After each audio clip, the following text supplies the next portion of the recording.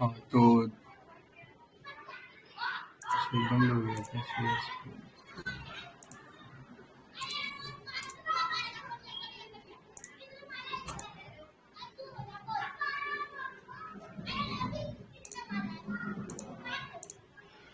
हाँ, तो our next topic is importance aspects of governance.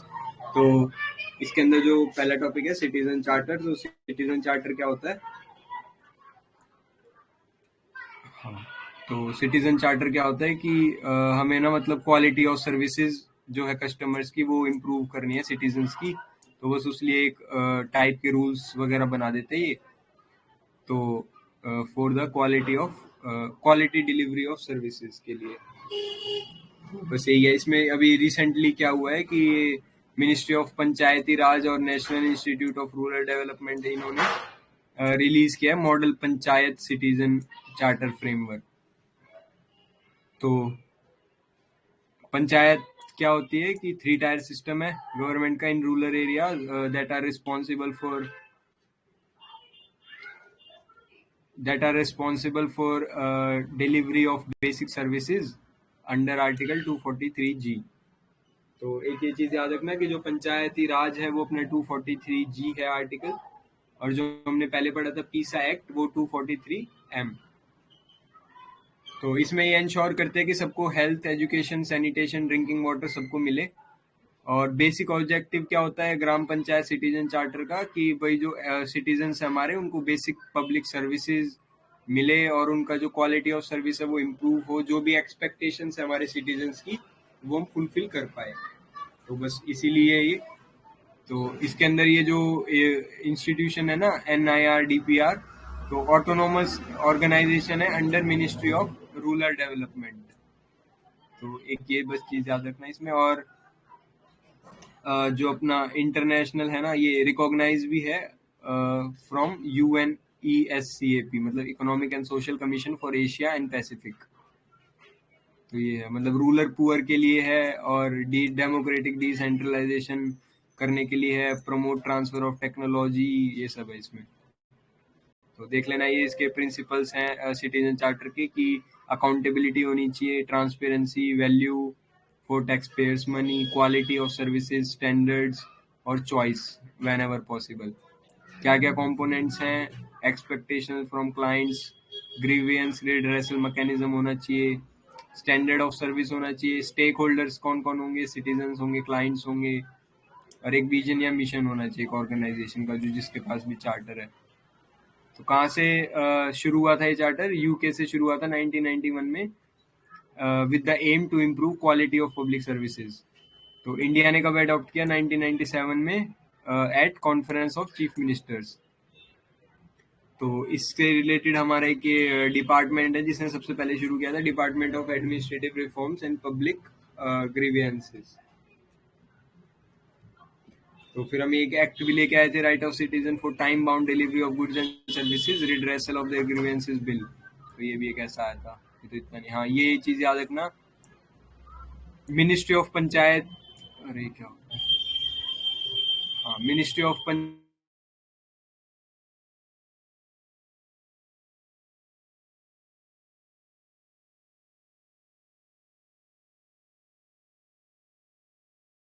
Rajiv Gandhi panchayat सशक्तिकरण अभियान, मॉडल सिटीजन्स चार्टर, सबकी योजना सबका विकास, मिशन अंत्योदय और ई ग्राम स्वराज। तो ये कुछ गवर्नमेंट के इनिशिएटिव्स है। फिर एक वो भी था ना इसका, ministry of rural and development का जो भी ग्राम उदय से भारत उदय अभियान। तो इस टाइप का भी था एक ऐसा प्लान। तो अगला है ग्राम पंचायत डेवलपमेंट प्लान। तो अभी यूनियन गवर्नमेंट ने लॉन्च किया है सबकी योजना सबका विकास, मतलब पीपल्स प्लान कैंपेन। तो इसमें क्या है कि ये जो 243 आर्टिकल जी है ये क्या बोलता है कि ग्राम पंचायत जो है वो बनानी चाहिए हमें टू प्रिपेयर एंड इम्प्लीमेंट ये डेवलपमेंट प्लान। तो क्या क्या इसके 3 गोल्स हैं? एक तो विजन होना चाहिए पीपल का, गोल क्या है हमारा वो पता होना चाहिए, और एक्शन प्लान क्या करेंगे वो पता होना चाहिए। तो जो अपना पंचायती राज था उसमें क्या कि 29 सब्जेक्ट्स दिए गए 11 शेड्यूल के अंदर। तो वो जो 29 सब्जेक्ट्स है वो मतलब सारा इनका ही है, वो 29 उसमें शायद एग्रीकल्चर और वो सब सब आता है, एजुकेशन, हेल्थ, सैनिटेशन, वो सब आता है इसके अंदर। तो 29 सब्जेक्ट्स जैसे लक्ष्मीकांत में अलग से भी मेंशन है कि कौन कौन से हैं, तो वो देख लेना। फिर है मतलब जो भी नेशनल इंपॉर्टेंस की जो स्कीम्स होंगी उनको इम्प्लीमेंट करना। और मिनिस्ट्री ऑफ पंचायती राज वही एजेंसी है जो कि गाइडलाइंस प्रिपेयर करेगी कैसे कैसे हम अप्लाई करेंगे इस प्लान को। तो एक एक ग्राम सभा डैशबोर्ड बनाया गया था, जो क्या किसी लिए था कि हम मैक्सिमम पार्टिसिपेशन करें ग्राम सभा के अंदर थ्रू आउट द ईयर। फिर है ये गुड गवर्नेंस इंडेक्स, तो किसने रिलीज किया था? ये मिनिस्ट्री ऑफ पर्सनल ने किया था। और क्या बोलता है ये? वही बताता है कि क्या स्टेटस है आपका गवर्नेंस का अक्रॉस स्टेट्स एंड यूटीज। तो एक पिक्चर बताता है। तो it is a by annual exercise by department of administrative reforms and public grievances under ministry of personal. और 10 सेक्टर्स आइडेंटिफाई किए गए हैं। तो हाँ, इसमें ये चीज इंपॉर्टेंट है कि क्या कहते हैं किस किस ने टॉप किया है। तो 20 स्टेट्स का जो है उन्होंने इम्प्रूव किया है तो अपने 2019 वाले स्कोर से। तो इसमें जो ग्रुप ए स्टेट्स है उसमें गुजरात ने टॉप किया है, जो ग्रुप बी स्टेट्स है उसमें मध्य प्रदेश ने, यूटी में दिल्ली ने, और हिल नॉर्थ ईस्ट और हिल कैटेगरी वाले जो स्टेट्स है उसमें हिमाचल ने। तो इसमें एक और इम्पोर्टेंट क्वेश्चन बनता है कि जो हमारा गुड गवर्नेंस इंडेक्स है इसमें जो हमारे स्टेट्स हैं या मतलब 4 कैटेगरीज में उनको डिवाइड किया गया है, तो उसका आंसर होगा ट्रू। हाँ, 4 कैटेगरीज में, group A, group B, union territory और नॉर्थ ईस्ट और हिल स्टेट्स कैटेगरी। तो 4 कैटेगरी में डिवाइडेड है। तो उसमें ये देख लेना किस किस ने टॉप किया है। तो ये 10 पैरामीटर्स हैं इनके जिसके बेसिस पे ये इंडेक्स निकालते हैं। फिर एक ये है transformation of aspirational district and programme. तो इसके अंदर क्या है कि 115 डिस्ट्रिक्ट को बोला गया है अक्रॉस द कंट्री के to improve the socio economic status. तो ये क्या फोकस करेंगे? जो लो हैंगिंग फ्रूट्स होते हैं हमारे, ताकि जिससे इमीडिएट इम्प्रूवमेंट हो सके और इमीडिएट हमारा रैंक में प्रोग्रेस हो सके, सिर्फ उस पर ही फोकस करेंगे। तो कौन करेगा इसे? Driven by state government. तो इसके अंदर 49 की वो दिए गए इंडिकेटर्स, 49 की इंडिकेटर्स, उसको 5 कैटेगरीज में इन्होंने डिवाइड किया: health, nutrition, education, agriculture, financial inclusion और बेसिक इंफ्रास्ट्रक्चर। तो इसमें देख लो कि सबसे ज्यादा वेटेज किस किस को दी गई है। एक तो हेल्थ एंड न्यूट्रिशन को और एजुकेशन को, और उसके बाद एग्रीकल्चर को दी गई है 20%, फिर स्किल डेवलपमेंट को दी गई है 10 और इंफ्रास्ट्रक्चर को भी 10। तो ये चीज इसमें देख लेना बस कि वेटेज किसका ज्यादा है किसका कम है। तो इन्होंने 49 इंडिकेटर्स को 5 थीम्स में डिवाइड किया हुआ है। तो क्या कोर प्रिंसिपल्स है इस प्रोग्राम के? कि कन्वर्जेंस, कोलैबोरेशन एंड कंपटीशन। तो बस इतना, ये 3 वर्ड याद रख लो, ट्रिपल सी।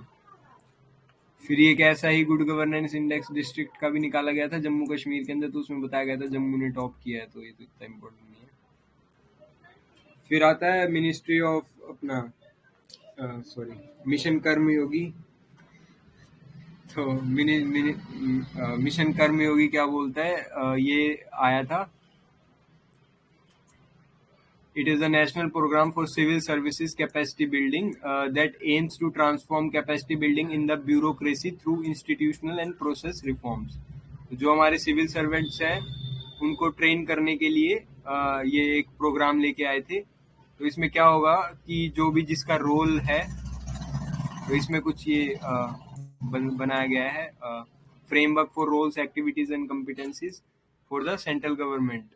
तो इसमें क्या है कि जो भी fit for future civil service, हाँ, तो इसमें ना जो भी गवर्नमेंट के एम्प्लॉयज हैं उनको ऐसा ट्रेन किया जाएगा according to their behaviour, attributes, functional skills and domain knowledge.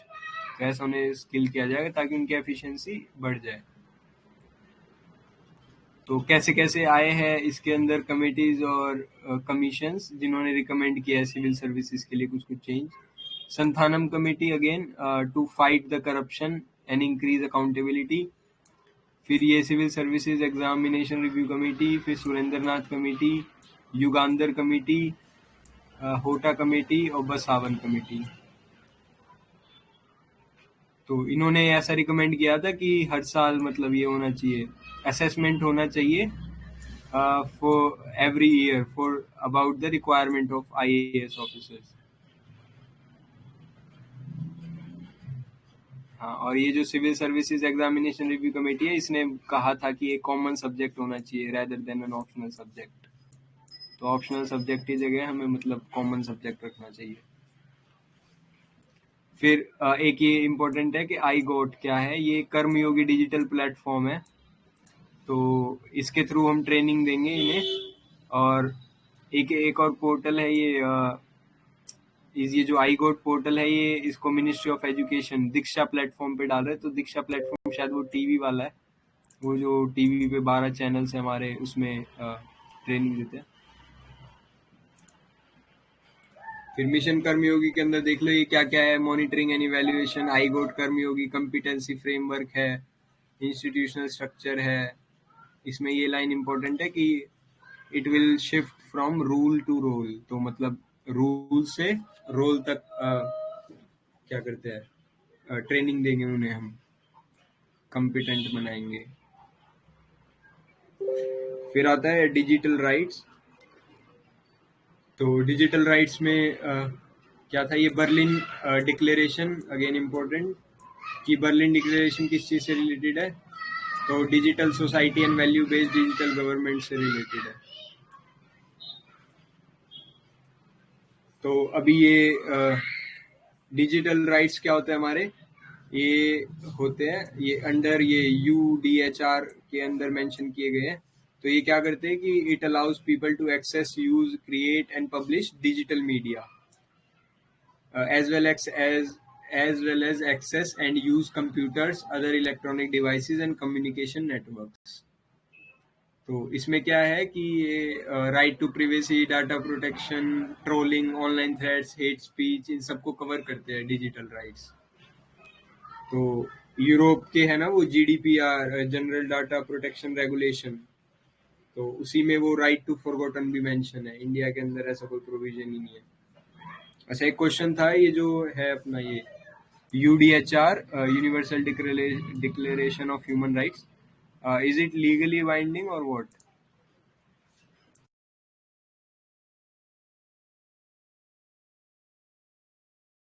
हाँ, तो ये कोई लीगली बाइंडिंग नहीं है UDHR।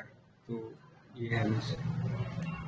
फिर इन्होंने ना मतलब ये दिए हुए हैं कि पीपल एट द सेंटर होंगे, फ्रीडम ऑफ चॉइस होगी हमारे पास, सेफ्टी एंड सिक्योरिटी प्रोवाइड करेंगे, सॉलिडेरिटी होनी चाहिए, इंक्लूजन होगा हर एक का, पार्टिसिपेशन होगा, सस्टेनेबिलिटी प्रोवाइड करेंगे।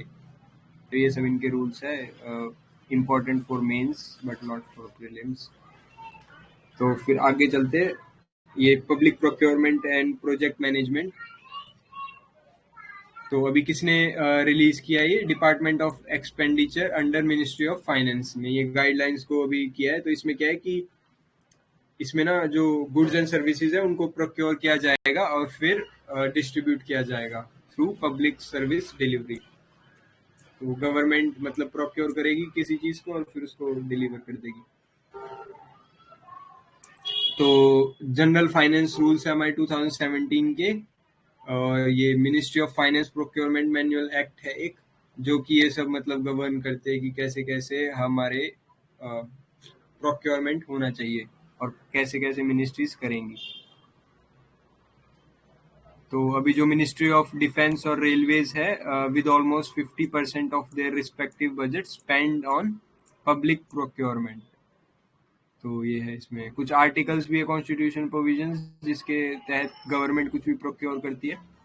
तो आर्टिकल 246, 280, 290, 219, 33। तो 308 तो वो प्रॉपर्टी वाला है, राइट टू प्रॉपर्टी। फिर ये कुछ एक्ट्स है जो गवर्न करते हैं, कंपटीशन एक्ट 2002 और ये सब। और ये जो कंपटीशन एक्ट है 2002, इसके अंडर कौन सी ऑर्गेनाइजेशन बनी है, ये कंपटीशन कमीशन ऑफ इंडिया। फिर है हाँ, तो ये कुछ ये गाइडलाइंस हैं और ये एजेंसीज है जो इसको अप्लाई करेंगी, मतलब देखेंगी कि कुछ करप्शन वरप्शन तो नहीं हो रहा है। सीबीआई, सीसीआई, कैग, सीवीसी, ये सब।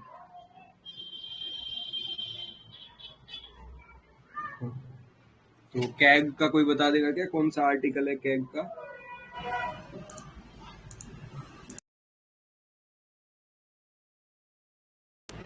तो 148 आर्टिकल है कैग के लिए। अपॉइंट कौन करता है? प्रेसिडेंट करते हैं हमारे। और एज क्या है? 6 years और 65 years। रिमूवल है, सेम प्रेसिडेंट करेंगे रिमूव भी। और एज जज ऑफ सुप्रीम कोर्ट, जैसे जज ऑफ सुप्रीम कोर्ट जैसे रिमूव हो सकते हैं, सेम वे से कैग भी रिमूव होंगे। अगला कौन सा था? ये सीवीसी। तो सीवीसी में क्या है? सीवीसी जो है स्टैट्यूटरी बॉडी है हमारी, और संथानम कमेटी ने ही रिकमेंड किया था। तो हमारा एक रेजोल्यूशन आया था ना, विसल ब्लोअर्स रेजोल्यूशन करके 1964 में, तो उसके अंडर एस्टेब्लिश कर दिया गया था। तो अपॉइंटमेंट और रिमूवल दोनों अपना प्रेसिडेंट करते हैं। इसकी जो टर्म है वो क्या है? 4 years और 65 years। और इसके भी एक कमेटी होती है, जैसे हमने सीबीआई की कमेटी देखी थी ना, उसमें पीएम थे, लीडर ऑफ अपोजिशन थे लोकसभा के, और तीसरा जो मेंबर थे वो या तो चीफ जस्टिस ऑफ इंडिया या फिर जज of supreme court. Same way CVC में भी एक कमेटी होती है जो इनके अपॉइंट करती है। उसके मेंबर्स कौन कौन होंगे? PM, leader of opposition in Lok Sabha. तो ये दोनों तो सीवीसी और सीबीआई में सेम है। तीसरा डिफरेंस है, उसमें तो चीफ जस्टिस ऑफ इंडिया थे, लेकिन सीवीसी में कौन है? Union home minister. तो बस ये डिफरेंस याद रखना इसमें। फिर आता है, हाँ, तो ये कुछ प्रोविजंस दिए गए हैं इस एक्ट के अंदर, गाइडलाइंस के अंदर, कि प्रोक्योरमेंट के अंदर एक डिस्प्यूट रिडक्शन होना चाहिए। Allow fix budget based selection, मतलब कि फिक्स बजट होना चाहिए जिससे आप प्रोक्योरमेंट कर सकते हो। एक ऑनलाइन टेंडरिंग होनी चाहिए आपकी, और बेटर प्रोजेक्ट एग्जीक्यूशन, तो मेंस के लिए इम्पोर्टेंट है। फिर एक ये डब्ल्यूटीओ का एग्रीमेंट भी है इस पे, गवर्नमेंट प्रोक्योरमेंट। तो इसमें क्या है कि to ensure open, fair and transparent conditions of competition in the government procurement markets. तो it guarantees national treatment and non discrimination of the suppliers.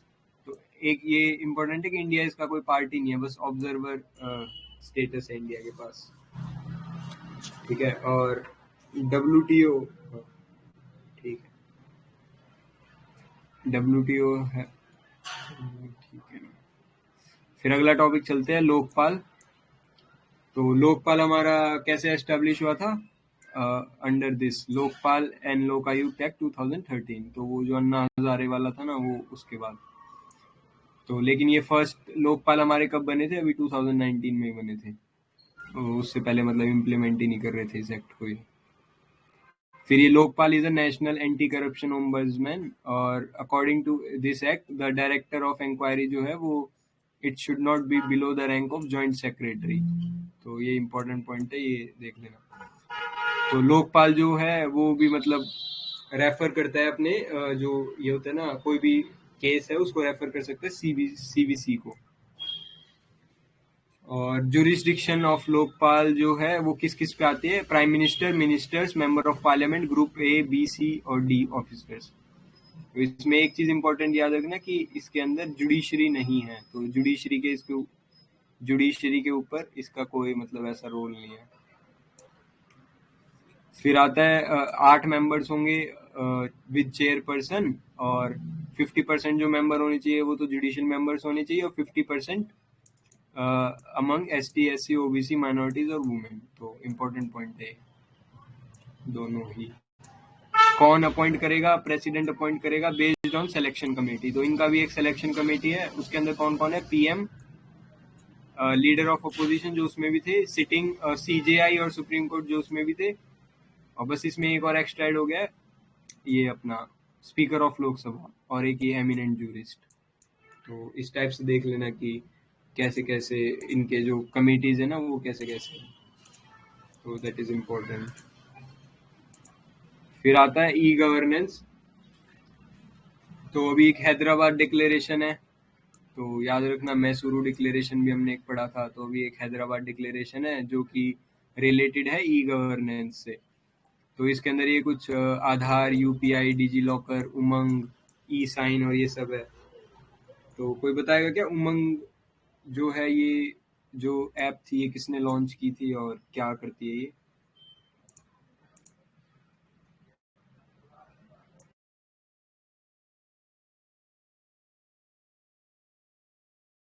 Okay, तो जो अपना वो था ना मिनिस्ट्री ऑफ ये इलेक्ट्रॉनिक्स वाली, उसने मीटी उसने लॉन्च किया था इसे।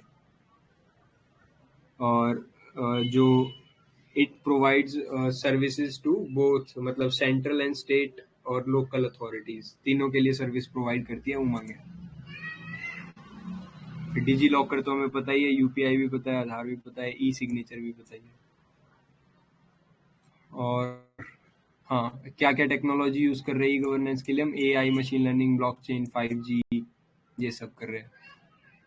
और ये उसके अलावा भी कुछ स्कीम्स है, जैसे भूमि प्रोजेक्ट जो कि कर्नाटका गवर्नमेंट का था, ई सेवा आंध्र प्रदेश गवर्नमेंट का था, ज्ञान दूत मध्य प्रदेश, लोकवाणी यूपी, फ्रेंड्स केरला। तो आपसे बस ऐसे नाम पूछ लेंगे कि ये जो स्कीम है जैसे फ्रेंड्स है, तो ये किस चीज़ से रिलेटेड है? तो ई गवर्नेंस से रिलेटेड है।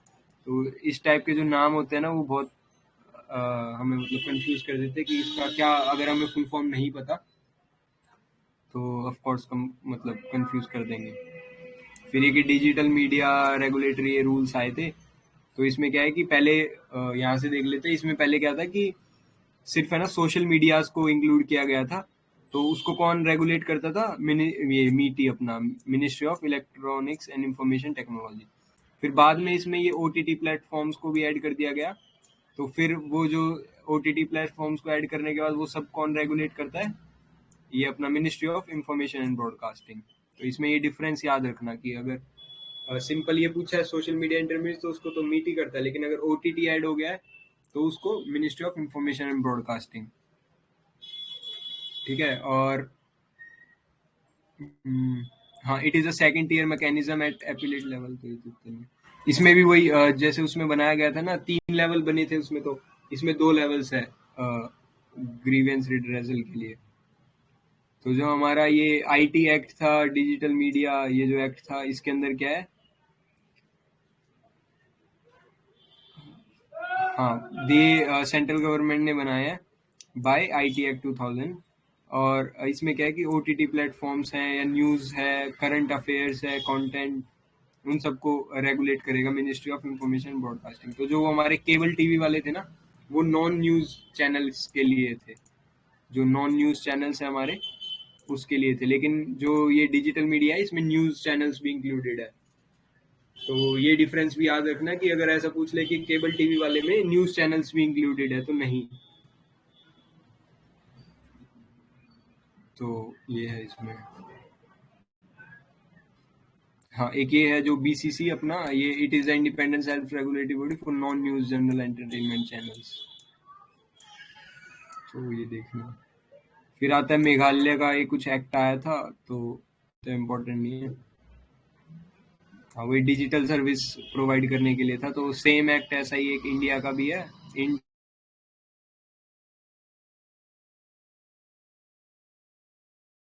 इसमें क्या करते हैं ये कि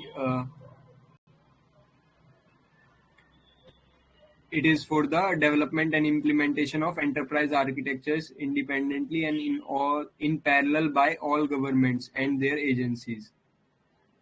तो वही ई गवर्नेंस के लिए है, तो बस यही है इसमें तो। और मतलब ऐसा पूछ लेंगे कि ये कौन सी मिनिस्ट्री करती है और किस चीज़ से रिलेटेड है।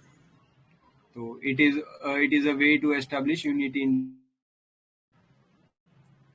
तो ये देख लो कि इसमें जो प्रिंसिपल्स है, मॉडल्स है, उसमें क्या है, गवर्नमेंट मिनिस्ट्रीज है उनके लिए भी कुछ है, और स्टेट यूटीज के लिए भी है, और पीएसयूज के लिए भी है। तो तीनों को इंक्लूड करके चलते हैं ये।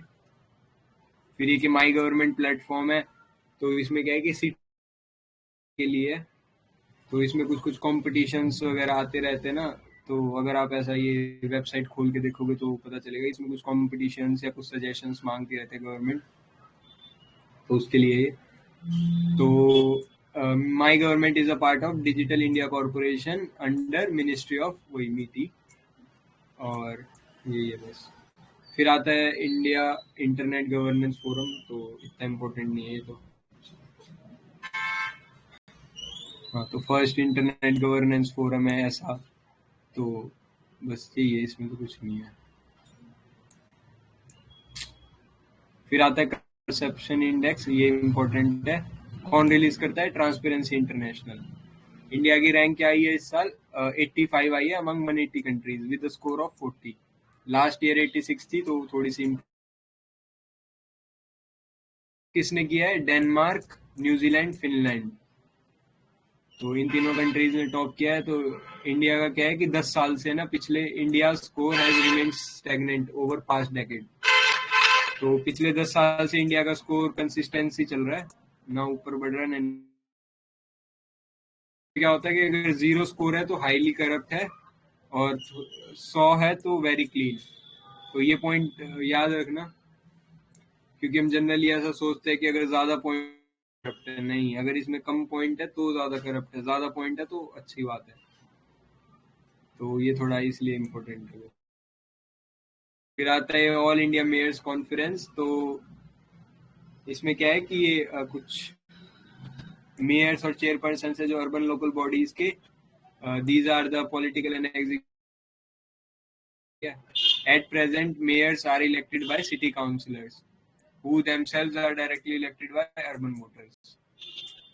तो अर्बन वोटर्स को ये सेलेक्ट करते हैं, तो वो सही है। फिर नेक्स्ट टॉपिक चलते हैं गैम्बलिंग। तो अभी दिल्ली हाई कोर्ट में कि आया हुआ है प्ली के ऑनलाइन गैम्बलिंग वेबसाइट्स को प्रोहिबिट कर दिया जाए। तो अभी देखते हैं कि जो गैम्बलिंग होता है और एक होता है लॉटरी। तो गैम्बलिंग तो हमारा स्टेट सब्जेक्ट है 7th शेड्यूल के अंदर, लेकिन जो लॉटरी है वो यूनियन लिस्ट का पार्ट है 7th शेड्यूल में। और जो गैम्बलिंग है वो कहाँ डिफाइंड है? ये फाइनेंस एक्ट 1944। तो इसमें ये दो चीज को डिफाइन करता है, बैटिंग और गैम्बलिंग।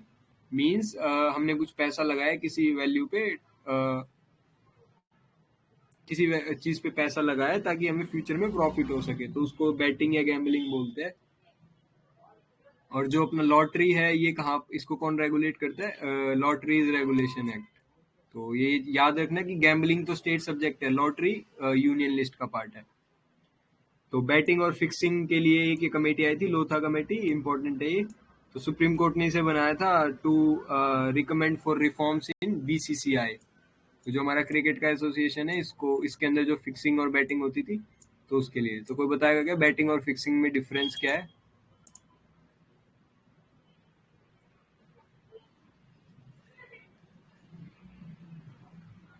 हाँ सर, वो पहले से फिक्स कर देंगे कुछ। हाँ सर, जो फिक्सिंग होता है ना उसमें पहले से फिक्स कर देते हैं कि कौन जीतने वाला है। लेकिन बैटिंग में क्या होता है कि हर बॉल पे मतलब डिसाइड कर रहे होते हैं कि अब अगली बॉल पे ये होने वाला है, ये होने वाला है। तो ये थोड़ा सा लॉटरी भी स्टेट सब्जेक्ट है ना? क्या सर? लॉटरी भी स्टेट सब्जेक्ट है ना? नहीं सर, यूनियन लिस्ट का कहाँ पार्ट लिखा है। है? ये है ना, ये लिखा है एंट्री 40 ऑफ लिस्ट 1 और 7 शेड्यूल। ओके। हाँ, तो बस मतलब ये डिफरेंस ये अच्छा है कि भाई गैम्बलिंग स्टेट सब्जेक्ट है और लॉटरी सेंट्रल सब्जेक्ट है, तो इसमें कंफ्यूज हो सकते हो।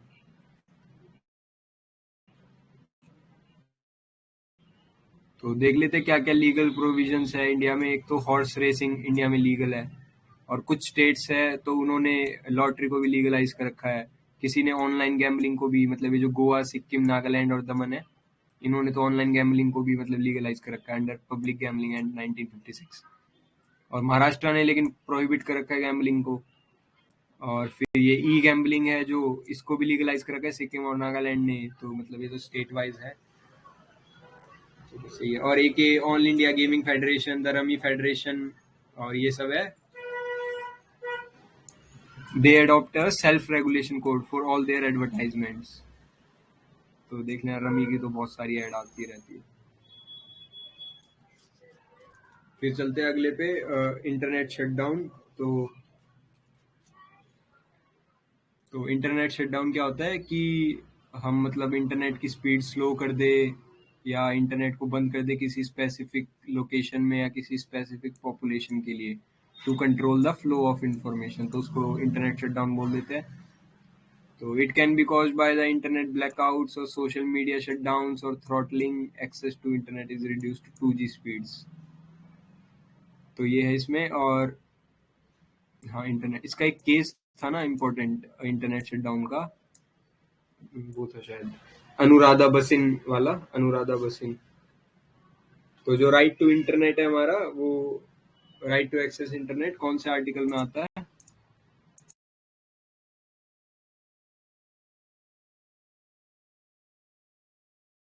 हाँ, तो आर्टिकल 19 के अंदर है राइट टू इंटरनेट। फिर हाँ, एक वो भी था ना इसमें, थोड़ा बाहर हो जाएगा, बुदापेस्ट कन्वेंशन है, कोई बताएगा किस चीज से रिलेटेड है बुदापेस्ट कन्वेंशन?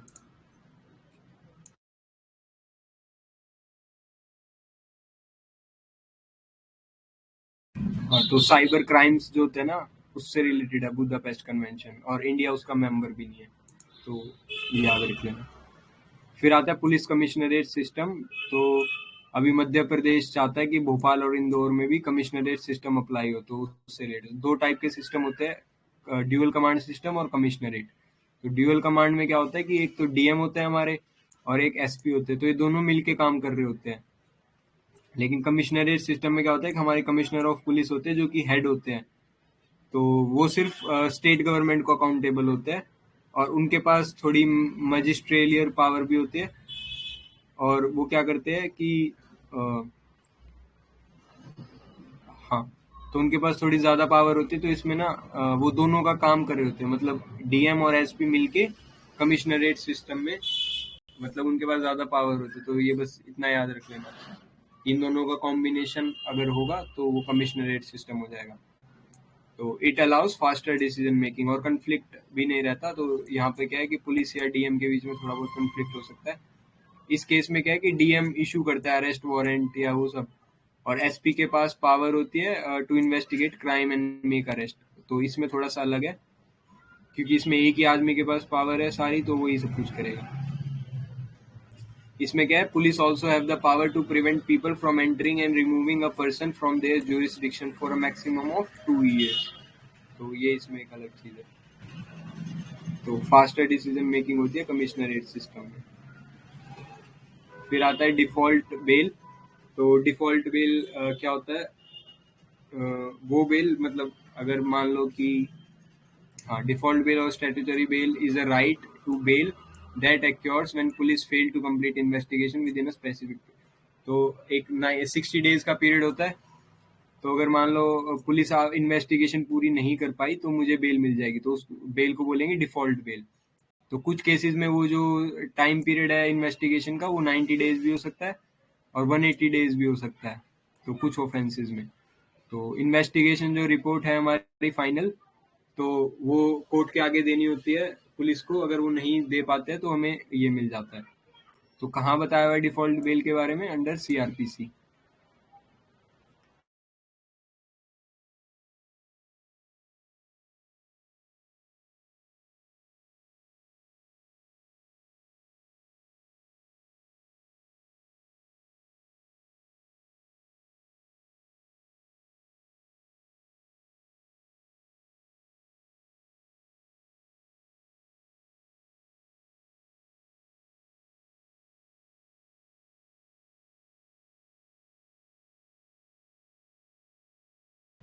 तो जो हमारा डिफॉल्ट बेल होता है वो तो हमें अगर इन्वेस्टिगेशन पूरी ना हो पुलिस की तो उसके बाद मिलता है, स्पेसिफिक पीरियड के बाद। इसी टाइप से एक एंटीसिपेटरी बेल भी होती है, तो वो क्या होती है एंटीसिपेटरी बेल?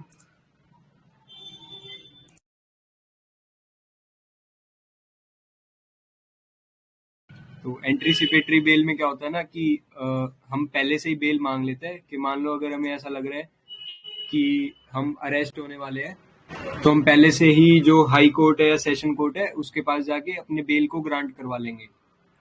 तो ऐसा होता है उसमें, मतलब अरेस्ट होने से पहले ही बेल मिल जाती है हमें। तो कौन कौन इश्यू कर सकता है? सिर्फ सेशन कोर्ट और हाई कोर्ट। और डिफॉल्ट बेल तो अपनी मतलब अरेस्ट हो चुके हैं, उसके बाद इन्वेस्टिगेशन पूरी नहीं हुई तो मिलती है। पेरोल और फरलो में डिफरेंस बता रखा है। तो हाँ, तो पेरोल और जो फरलो है ये दोनों शॉर्ट टर्म टेम्परेरी रिलीज है फ्रॉम द जेल। और ये कौन किसके अंदर कवर है? प्रिजन्स एक्ट 1894 दोनों। तो प्रिजन जो है वो स्टेट सब्जेक्ट है। तो इसमें क्या है कि पेरोल में क्या होता है कि अगर मान लो आपको कुछ अर्जेंसी आ गई है तो आप जा सकते हो। लेकिन इसमें क्या है कि विदाउट एनी रीजन भी आपको मतलब छोड़ सकते हैं वो। और इसमें क्या होता है कि payroll is a system of releasing a prisoner with suspension of sentence. तो इसमें क्या है कि जब आपकी सजा मतलब ऐसी खत्म सी हो गई है तो जब भी जा सकते हैं। मतलब 7 साल से 7 साल काट लिया है तो हाँ पेरोल मिल सकती है। फरलो क्या होता है कि आपकी 10 साल की सजा थी, 5 साल अपने अच्छे से काटे हैं, तो बाकी के टाइम में मतलब आपको फरलो करके मतलब बाहर भेज सकते हैं, तो सजा कम कर सकते हैं आपकी। तो प्रिजनर मतलब दोनों ही कोई ऐसे राइट नहीं है प्रिजनर्स के, ना तो फरलो है और ना ये पेरोल है, कोई ऐसा राइट नहीं है।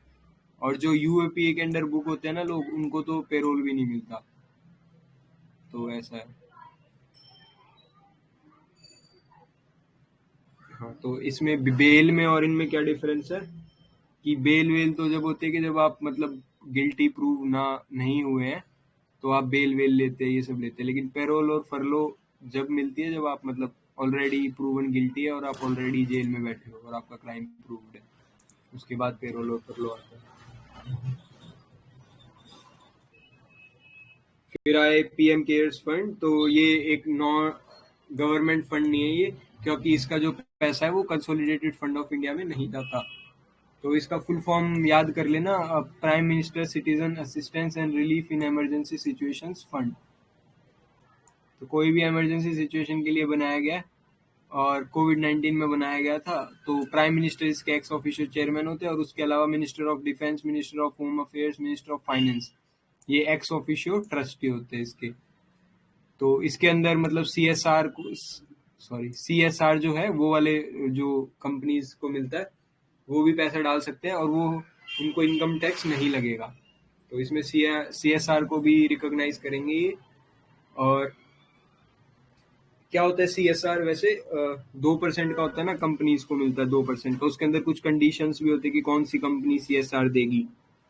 उसमें कुछ वो 1000 करोड़ 500 करोड़ करके कुछ है उनका, तो वो देख लेना इम्पोर्टेंट है। तो सीएसआर जो है वो अपना कंपनीज रजिस्ट्रेशन एक्ट, कंपनी हाँ कंपनीज एक्ट के अंदर मेंशन है। और अगर हम ये 2% पूरा नहीं करेंगे तो हमें पिनलाइज भी कर देंगे, मतलब पेनल्टी लगती है। हाँ, और पीएम जो केयर फंड है ना उसको फॉरेन कंट्रीब्यूशन से भी एग्जाम्पशन मिली हुई है। और ऑडिट कौन करेगा इसको? कैग नहीं करेंगे, ये इंडिपेंडेंट कोई ऑडिटर है वो करेगा। तो ये है इसमें। और एक ये revised rural area development plan भी आया है। तो इसमें क्या है कि ये विलेज एरियाज है ना हमारे, उनके डेवलपमेंट के लिए लेके आए हैं कुछ गाइडलाइंस टाइप। तो इसमें विलेज टाउन प्लानिंग स्कीम है ये, उसके अलावा ये अर्बन क्लस्टर, सॉरी, ये e governance through spatial data infrastructure, use of Savita. तो जो संविता स्कीम है वो क्या है?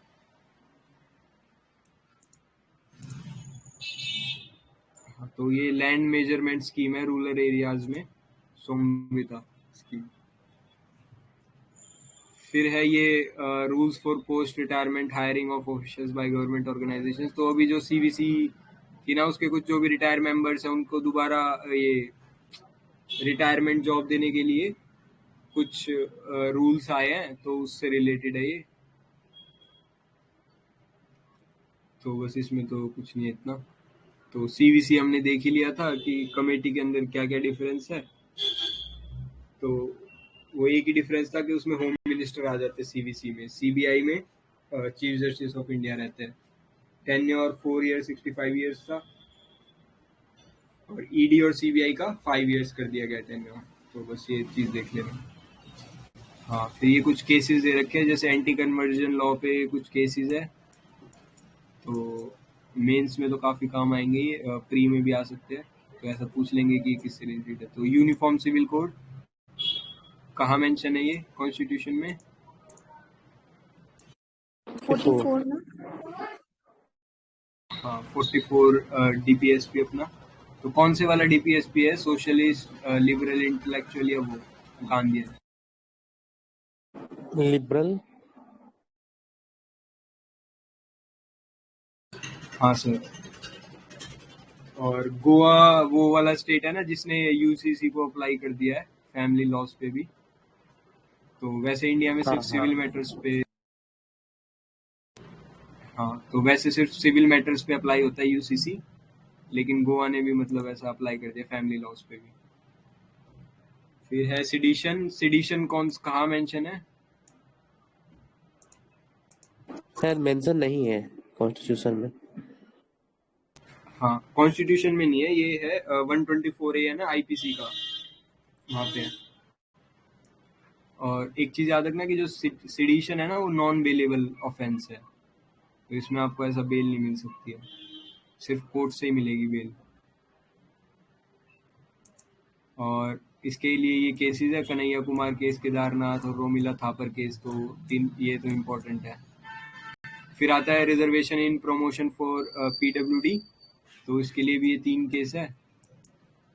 फिर आता है ऑफिस ऑफ प्रॉफिट। तो ऑफिस ऑफ प्रॉफिट अपना कॉन्स्टिट्यूशन में तो है नहीं डिफाइन, तो ये 2 केस में डिफाइन किया था, हमने पहले भी देखा था, प्रद्युत बोरदोलोई स्वप्न रॉय और जया बच्चन केस। तो यहाँ पर डिफाइन किया हुआ है ऑफिस ऑफ प्रॉफिट को। तो फिर ये appointment of director general of police, तो इसके लिए ये वो पुलिस रिफॉर्म्स वाला केस था ना।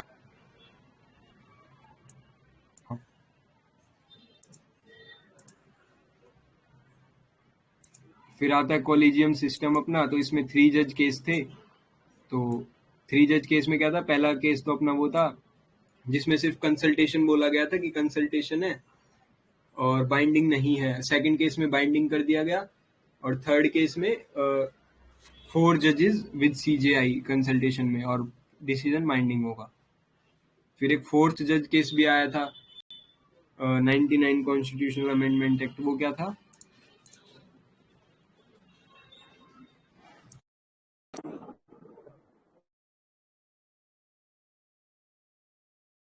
हाँ बोलिए सर। वो जज से अपॉइंटमेंट वो जो था क्या था? हाँ वो एनजीएसी था ना, national judicial Yes, appointment okay. Commission, वो था। तो ये था। तो by this we have completed PT 365 polity. और किसी का कोई क्वेश्चन है क्या?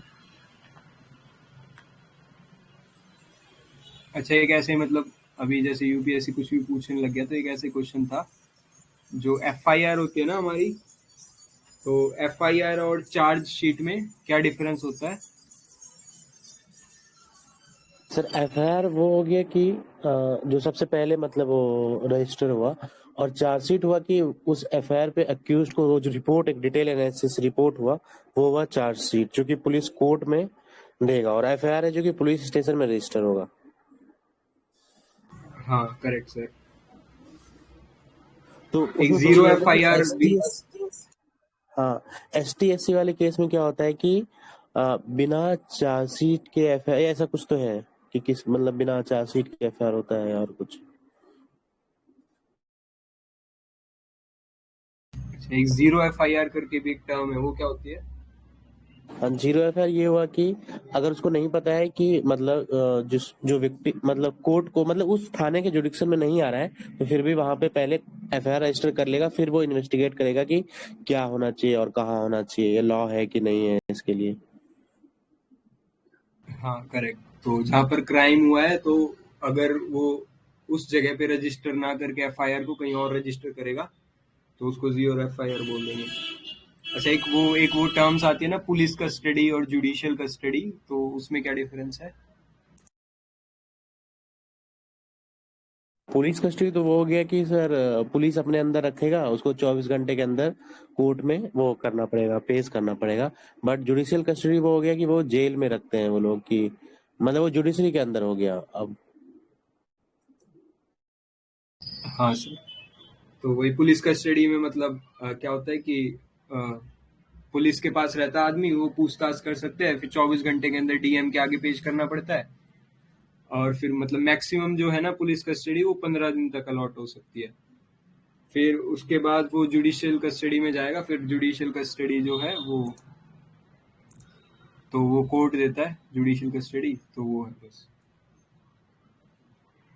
तो पुलिस कस्टडी जो हम देखते हैं मारपीट हो रही है, ये हो रही है, तो वो सब पुलिस कस्टडी के अंदर होती है। फिर जुडिशियल कस्टडी वो होती है जिसमें जो जेल वार्डन होते हैं और इस टाइप की चीज होती है ना, वो जुडिशियल कस्टडी है।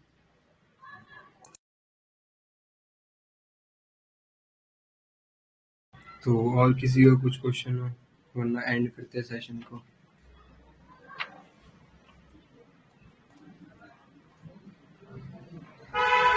Okay, thank you guys for joining the session.